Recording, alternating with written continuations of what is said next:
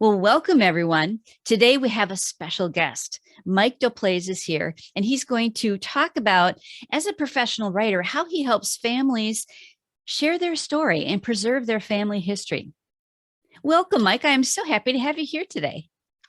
Thanks for having me on, Bonnie. It's exciting what I've been doing with families over the last 10 or 15 years, and I've gotten to the point where I'd like to promote it a little bit to the world because I enjoy doing it so much, and the families that I'm helping seem to like it a lot too. Great. Well, tell us a little bit about yourself and your background and what brings you to doing what you do today. Well, I've been a professional writer for over 40 years, started in the newspaper business, then got into corporate communications, and I've been self-employed for about 20 years. Have done everything from writing books and publishing them to writing corporate communication type things for a variety of clients. But one of the things I've been doing over the last 15 years is writing creative obituaries for people. And it's gotten to be, maybe because of my age, it's gotten to be a little more common lately. And what I've been doing more of is helping people not only think of obituaries as a nice thing to do at the time of death, but also use it as what I call a pre-genealogy asset, where it's being used to preserve family histories and hopefully even work on it ahead of time or even way after the person dies. But there's really no limit as to when you can work on it.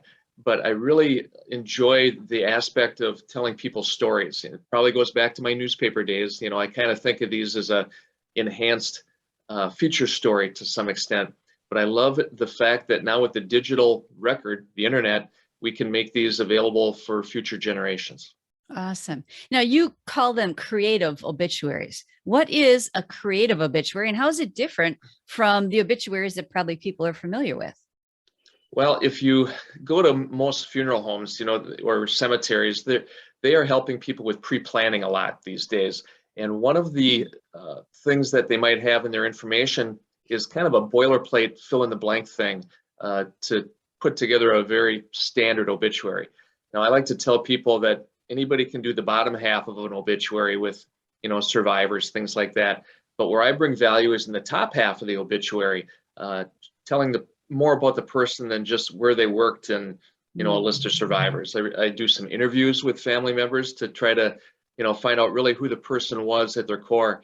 You know, I don't know about you, but it's disappointing when I see an obituary in the paper or online where I know the person led a fascinating life, but all there is for posterity is where they worked, who their survivors are, and, you know, end of story. And it's sad. So what I've been helping people do is really dig into, you know, who they're either themselves. Sometimes we do, you know, them for these creative obituaries for people who are still alive because they want to say in their own story.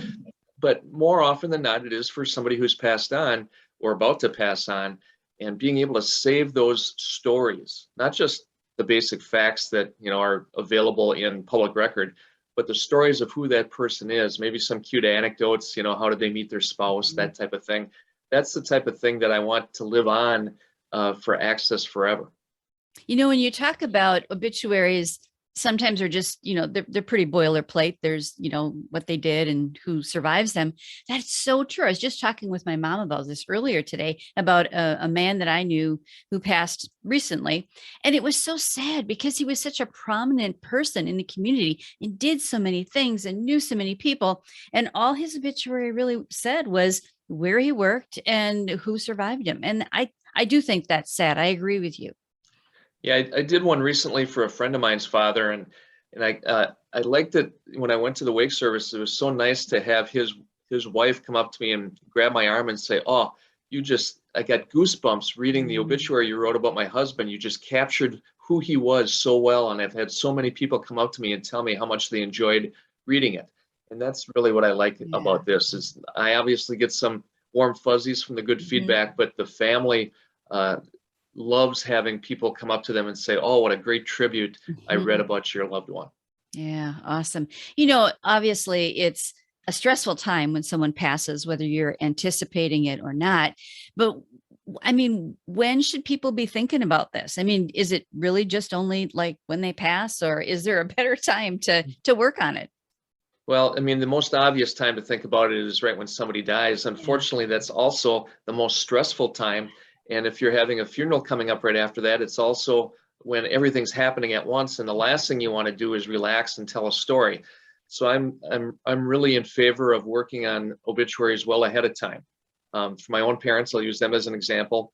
My dad is alive and well, but his is already done. In fact, I did his first draft 10 years ago, and he told me, don't make it too long or anything. Well, guess what? He wanted to add a few things to it, and I'm glad that I had him look at it, because I wouldn't have known those things had I waited until he passed away. So he's got a say in his own obituary that's in the can, ready to go. We can always update it, but he's happy with it, and that's good to know. My mother, who just passed away a couple of months ago, she was not well for several years, and I didn't really get working on hers until about a week ahead of time. However, that was still enough time to get some, stories from my other siblings, from my dad, go through, everybody having their 2 cents worth. And, even though it was my own mother, we still had version 7 by the time everybody was happy with it. Yeah. But the point is, we did leave ourselves enough time to do that. Now, on the other hand, there's no reason why you can't do obituaries well after the fact too. So for instance, right now I'll be talking with my dad and his sister about their dad, my grandfather. Now, he died before the internet was really a thing. So if you look online, there's really not much to find out there about him, even though he was a very prominent member of the community. So there's a good example of, I'm going to write a obituary for him, and he's been gone for 25 years or something like that. So there's really no bad time to do it, as long as you can put something together and put it out on your own website, my website, the funeral home's website, whatever. That way it'll be there forever. So never a bad time to do it.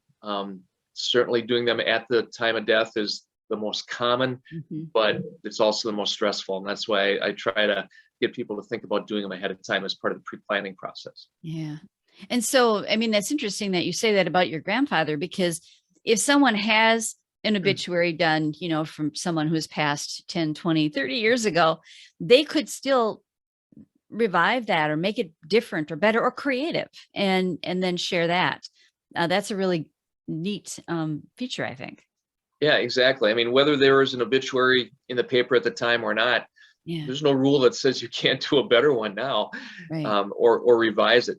For instance, a good friend of mine, one of my high school coaches, passed away from cancer almost 10 years ago. And we did a very nice obit for him at the time. I worked with his son to do it. But his wife, I worked with her recently, and she said, now that I'm looking at it again, there's some things we left out of that should have been in there. So we revised it, sent to the funeral home, and they said no problem, because the original obit is still on their website. So they just put the new one on the website, overwrote the old one, and now it's got everything in there that his wife wanted as well. So there's a good example of how the digital record is awesome, because it's not chiseled into stone. You can update it, and it was great to be able to do that for her. Well, and I would think with the interest in genealogy and ancestry stuff and knowing about your family. I mean, I've even thought, gosh, I wish I would have known more about great grandpa, whatever, and I'm sure I'm not alone. So knowing that you can always go back and revive some of that information, if there's people still living that have that information, that would be an awesome thing to pass on to future generations, I would think. Exactly. In fact, my coach's wife said, this is great, because we just had great grandchildren born, and now they will be able to know more about their great grandfather, Jack, who passed away almost 10 years ago, than they ever would have otherwise. In fact, I did a video for them as well, where I did the narration of the obituary and as the soundtrack, but then we put in, 55 or 60 photos into this nice slideshow while I did that. So that's out on YouTube and on my website, and I don't know if it's anywhere else, but it's a couple places. But the point is, that family will be able to not only read about their grandpa Jack, but also see him in various stages of his life forever, because it's online, and it'll be a great genealogy asset forever. Yeah. It's wonderful that you can do it afterwards. I would think that a lot of people don't think about this stuff ahead of time. I mean, they do like their will and their burial plot or cremation stuff or whatever, but do people do the obituary planning then too?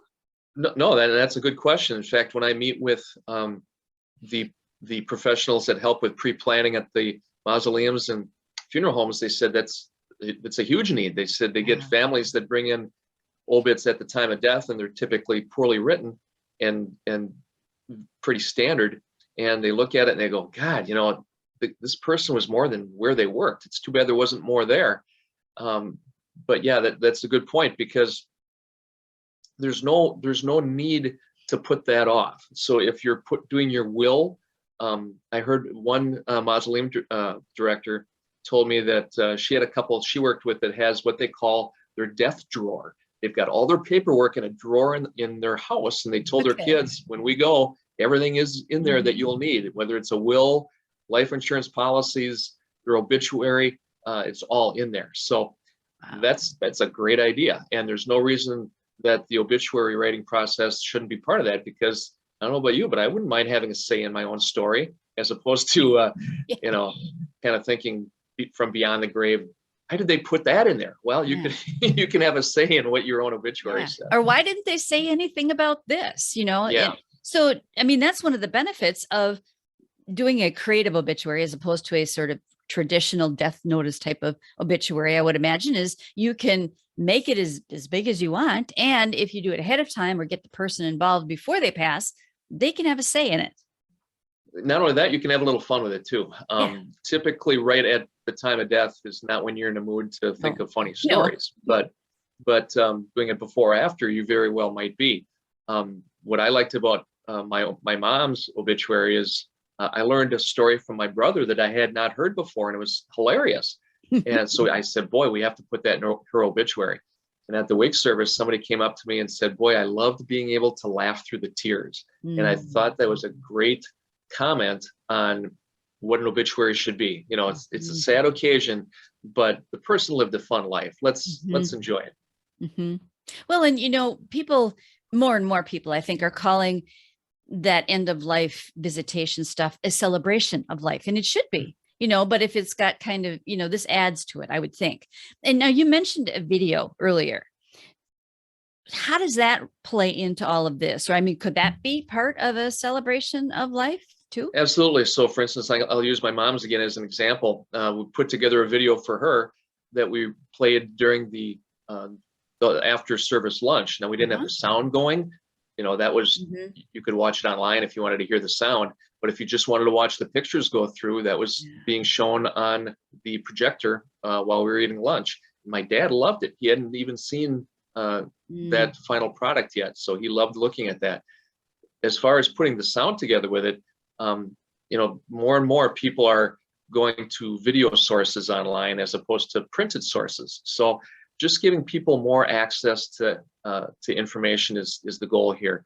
And certainly the pictures part of it is great, because before long, pictures are hard to find. You don't want to dig them out, or they no longer exist or whatever. So if we can preserve them, in my case, most of them were snapshots. So we had did some scanning. We had some digital ones we put in there too, but being able to get all those together through my mom's whole life, or my high school coach, Jack, through the whole life, so they're in one place. What a great thing to access then, literally 100 years from now, somebody could look at that and enjoy that. And I always tell people, wouldn't you, if you're doing genealogy work or have any kind of family history interest at all, wouldn't you kill to have access to something like that for your great grandparents? Well, that's what we're creating now for people that I work with is, boy, their great grandkids and beyond are going to have a great asset. And certainly it's for today, but I like to think bigger picture and how this is going to be available as a family history asset forever. Yeah, because otherwise, snapshots or pictures, even digital ones, I mean, they're with one person, and you can't share it. So it's really nice that you can, with the digital age, we can certainly do that, and digitizing pictures that are snapshots. That's amazing to be able to share that. Right. So for our family, most of the pictures were in albums at my dad's place. For my friend Jack, most of the pictures were at his wife's house, although I even was able to submit a couple there because I had a long family history with them as well, and another friend as well. But the point is, you're right. Very limited access to people outside of a couple people probably that would have access to all those pictures. So yeah, putting them in one place in a video is great. In fact, I had one of the pre-planning professionals at a local cemetery saw that video of my friend Jack, and he said, wow, that was like watching a documentary. It was about 6 minutes long by the time, I'd got through with the read of it. It was relatively extensive. He was a very successful coach. There was a lot to talk about, and there was a lot of pictures too, which was great. So he was very impressed by that because, again, that's not something you typically see. There are certainly people like me that do obituary writing around the country, but I haven't seen much in the video realm. So that might be a little something different that I can offer people. But it all goes back to telling stories. So whether it's written or visual or a combination of both, I find that very fulfilling to be able to help families with that. Yeah, I can sense that you enjoy this. So that's awesome. So how can people like connect with you and find more, maybe some examples of work that you've done for people, because you said you've been doing it for a while. What's the best way? Well, I do have a nice website at creativeobituaries.com. You can see some of the video examples there, printed examples. There's some blogs on there where you can get some thoughts as to, why should I worry about doing this now type of thing, and what happens if my loved one committed suicide? How do we handle that? All sorts of things in the blog area. And you can certainly suggest some things for me to write about as well. But there's also a chart that shows the various different packages I offer, from written to video to even editing. If you've got an obituary you've got done already, but are kind of worried maybe that it's not up to snuff grammar-wise, things like that, I can help even with the editing on that too. And there's a button on there you can click to get the process started, and give me a call, that type of thing. Any way to get a hold of me is fine through that website. And I guess what I'd like to leave you with is the thought of an obituary being a positive thing. It comes to our mind as a death thing, and traditionally that's what it is. Obituary kind of even sounds like mortuary. It's got that same sound to it.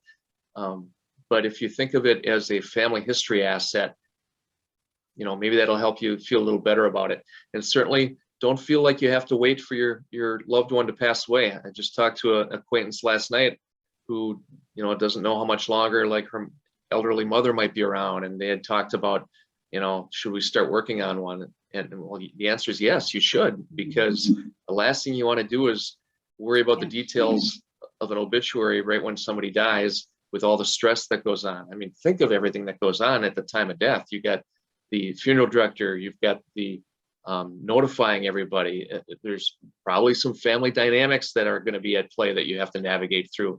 All sorts of stuff going on. So the less you have to do at the time of death, the better. And certainly along with the will and everything else, getting the obituary done ahead of time is certainly, you're never going to be upset you did that. Yeah. And I'll put the link to your website on the show page for people so that they can easily get there. But as we're talking today, it occurs to me that this is really thinking about obituaries in a whole different way. It's not your typical obituary. I mean, that's what it sounds like. And you're right. The word obituary sometimes is not thought of favorably. People don't want to think about it until they have to think about it. But it's really more than that. It's a celebration. It's a legacy. It's a wonderful thing, I think, that you're doing. Yeah. And, and I enjoy it. And it's one of those things where it just seems like I have a talent for it. One thing for sure when you work with me is know that even if you do it well ahead of time, like we did my dad's first draft 10 years ago, well, we just updated it. If you engage me to help with this, you get free revisions as long as you need them. You never have to repay for anything. So don't be shy about getting started and think, oh, it's too soon. Well, it's never too soon, because you never know when that day might come. But also if it needs updating down the line, fine, but you've got the basis of it done already. Right. Oh, that's good to know. Well, I want to thank you so much for your time today, Mike. Is there anything else you feel you want to share today? I know we covered a lot of stuff. We did, I guess. First of all, thanks for having me on. And you're right. I'm trying to get people to think a little differently about the whole obituary process, and thinking of it as more of storytelling as opposed Mhm. to a standard death notice.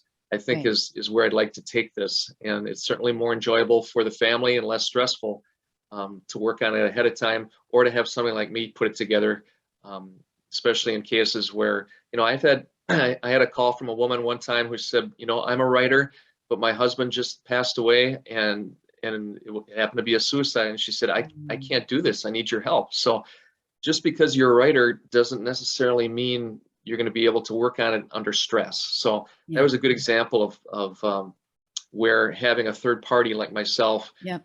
sometimes I even help navigate some family politics a little I bit here or bet you there. do. Yeah. Sometimes it's easier to hear things from, third party guy, writer guy, than Mhm. it is to hear it from a family member, especially when, sometimes we have to do some compromises here and there, um, Mhm. with how things are handled. And sometimes that's easier done from outside the family than within. Oh, that's a good point. Well, I want to thank you again for your time today, Mike. I so appreciate it, and you're doing good work. Thanks, Bonnie.